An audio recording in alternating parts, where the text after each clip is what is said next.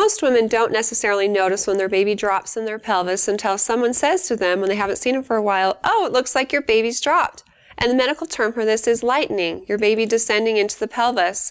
And you might notice when someone says this to you that, "Oh yeah, I can take a little bit more of a deeper breath and my heartburn's not quite so bad," but it's not necessarily a great trade-off because with the increased pressure in your abdomen down in your pelvis, you have to urinate more frequently and you kind of feel like you've got a bowling ball that's trying to push through, because it kind of is. And so you just have more pressure down low instead of up high. This isn't a good predictor of when labor is going to happen. For a first-time mom, this can happen 2 to 4 weeks before the baby's actually born, and sometimes even earlier than that. And for moms who've already had a baby before, sometimes this can happen right before labor starts. Now, one of the things we check when we check your cervix, your doctor in the doctor's office and the staff at the hospital, is where the baby's head is in your pelvis. And this is called station.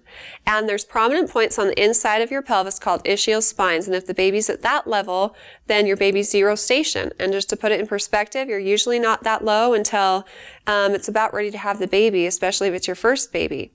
Anything above that is negative. So it goes 0, -1, -2, -3, moving up in your pelvis. And then in the opposite direction, it goes +1, +2, +3.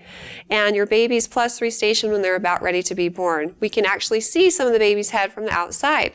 So if your baby hasn't descended in your pelvis, they're usually floating, not even -3. Or as they start to come down, -3, -2, and then as they've dropped, maybe they'll be like -1 or 0 station.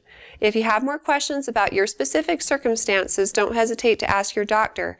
But if you have any other questions for me in the future, feel free to ask them on our Facebook page at facebook.com/Intermountain Moms, and recommend us to your friends and family too.